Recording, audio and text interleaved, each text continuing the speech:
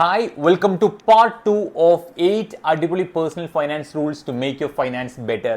ആദ്യത്തെ 4 റൂൾ എന്താണ് നമ്മൾ ക്ലിയർ ആയിട്ട് കഴിഞ്ഞ വീഡിയോയിൽ ചെയ്തിട്ടുണ്ടായിരുന്നു. ആ വീഡിയോ കണ്ടിട്ടില്ല എന്നാണെങ്കിൽ തീർച്ചയായിട്ടും കണ്ടതിന് ശേഷം മാത്രം ഈ വീഡിയോ കാണുക, എങ്കിൽ മാത്രമേ കണ്ടിന്യൂഷൻ കിട്ടുള്ളൂ. ഇനി റിമൈനിങ് വരാൻ പോകുന്ന 4 ഫൈനാൻഷ്യൽ റൂൾസ് എന്നാൽ നമുക്ക് ഈ വീഡിയോയിൽ നോക്കാം.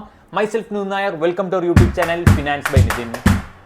അഞ്ചാമത്തെ റൂൾ എന്ന് പറയുന്നത് 50-30-20 റൂളാണ്. നിങ്ങൾ വളരെയധികം കേട്ട ഒരു ഫേമസ് ആയിട്ടുള്ള റൂൾ തന്നെയായിരിക്കും. നിങ്ങൾക്ക് ഇൻ ഹാൻഡ് കിട്ടുന്ന മന്ത്ലി ഇൻകം എത്രയാണോ അതിൻ്റെ 50% രൂപ നിങ്ങൾ നീഡ്സിന് വേണ്ടി മാറ്റി വയ്ക്കുക. അതായത് സപ്പോസ് നിങ്ങൾക്ക് നിങ്ങളുടെ റെന്റ് കൊടുക്കേണ്ട എമൗണ്ട് ആയിരിക്കാം, അല്ലെങ്കിൽ ഇലക്ട്രിസിറ്റി ബില്ലാവാം, നിങ്ങളുടെ പിള്ളേരുടെ പഠിപ്പാവാം. So whatever it be, ആ ഒരു 50% നീഡ്സിന് വേണ്ടി മാറ്റി വയ്ക്കുക. ഇനി വരാൻ പോകുന്ന 30% വാണ്ട്സിന് വേണ്ടി, അതായത് സപ്പോസ് നിങ്ങൾക്ക് ഒരു ഹോളിഡേ പോകണം, അല്ലെങ്കിൽ നിങ്ങൾക്ക് ഇഷ്ടപ്പെട്ട ഒരു കാർ മേടിക്കണം എന്നാണെങ്കിൽ അതിന് കൊടുക്കുന്ന EMI, ഇതെല്ലാം നിങ്ങളുടെ ആവശ്യങ്ങളാണ്, നിങ്ങളുടെ വാണ്ട്സ് ആണ്. സോ അതിന് വേണ്ടി നിങ്ങൾ ഒരു 30% മാറ്റി വയ്ക്കുക. റിമൈനിങ് ആയി വരുന്ന 20% നിർബന്ധമായിട്ടും ഇൻവെസ്റ്റ് ചെയ്തിരിക്കണം.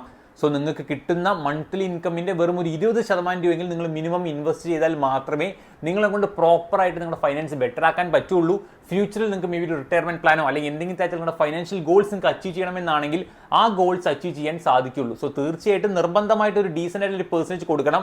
ആ എമൗണ്ട് പ്രകാരം 50-30-20 റൂൾ എന്ന പ്രകാരം നോക്കുകയാണെങ്കിൽ 20% നിങ്ങൾ മിനിമം ഇൻവെസ്റ്റ് ചെയ്തിരിക്കണം. ഈ ശതമാനം 25-ലോ 30-ലേക്ക് കൊണ്ടുപോകാൻ പറ്റുമെന്നാണെങ്കിൽ തീർച്ചയായിട്ടും നിങ്ങൾക്ക് നിങ്ങളുടെ ഫൈനാൻസ് കുറച്ചും കൂടി ബെറ്റർ ആക്കാനും പറ്റുന്നതായിരിക്കും. ആറാമത്തെ റൂൾ എന്ന് പറയുന്നത് 40% EMI റൂളാണ്. അതായത് നിങ്ങൾക്ക് കിട്ടുന്ന മാസ വരുമാനം എത്രയാണോ അതിൻ്റെ 40% കൂടുതൽ നിങ്ങൾ ഒരിക്കലും EMI എമൗണ്ട് ആയിട്ട് കൊടുക്കരുത്. സപ്പോസ് നിങ്ങൾക്ക് കിട്ടുന്നത് 50,000 രൂപയാണ് എന്നാണെങ്കിൽ 40% എന്ന് പറയുന്നത് 20,000 ആണ്. നിങ്ങളപ്പോൾ എത്രത്തോളം സാധനങ്ങൾ മേടിച്ച് EMI കൊടുക്കേണ്ടതെന്നാണെങ്കിൽ പോലും ഒരിക്കലും 20,000-ന് മേലെ എമൗണ്ട് നിങ്ങൾ EMI കൊടുക്കരുത്. സോ 20,000-ന് മേലെ, അതായത് 50,000 മേടിക്കുന്ന ഒരാൾ 20,000-ന് മേലെ EMI കൊടുക്കാത്ത രീതിയിൽ വേണം നിങ്ങൾ പ്രോപ്പറായിട്ട് അത് പ്ലാൻ ചെയ്യാൻ. അതിപ്പോൾ എത്രത്തോളം സാധനങ്ങൾ മേടിച്ചാലും എത്ര കുറവാണെങ്കിലും ഒരിക്കലും ഈ 20,000, അതായത് 40% എന്ന കാൽക്കുലേഷൻ ഒരിക്കലും എക്സിഡ് ചെയ്ത് പോവാതെ നിങ്ങൾ നോക്കണം.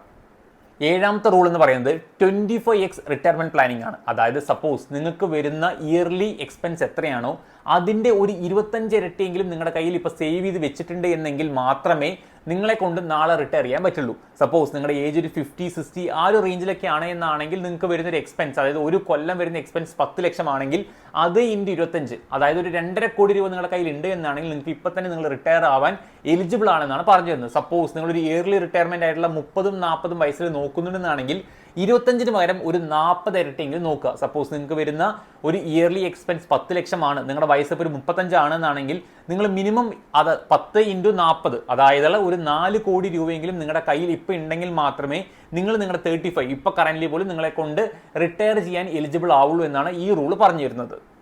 എട്ടാമത്തെയും വളരെയധികം ഇമ്പോർട്ടൻ്റ് ആയിട്ടുള്ള റൂളാണ് ഫസ്റ്റ് വീക്ക് ഇൻവെസ്റ്റ്. അതായത് ഇൻവെസ്റ്റ് ഫസ്റ്റ് സ്പെൻഡ് ലേറ്റർ. നമ്മളെല്ലാവരും ചെയ്യുന്ന മിസ്റ്റേക്കാണ് സ്പെൻഡ് ഫസ്റ്റ് ഇൻവെസ്റ്റ് ലേറ്റർ. നമ്മൾ എല്ലാ തരത്തിലുള്ള നമ്മുടെ എക്സ്പെൻസും കാര്യങ്ങളും ഒക്കെ മീറ്റ് ചെയ്തതിന് ശേഷം റിമൈനിങ് ആയിട്ട് വരുന്ന തുച്ഛമായിട്ടുള്ള എമൗണ്ട് മാത്രമാണ് നമ്മൾ ഇൻവെസ്റ്റ് ചെയ്യാൻ നോക്കുക.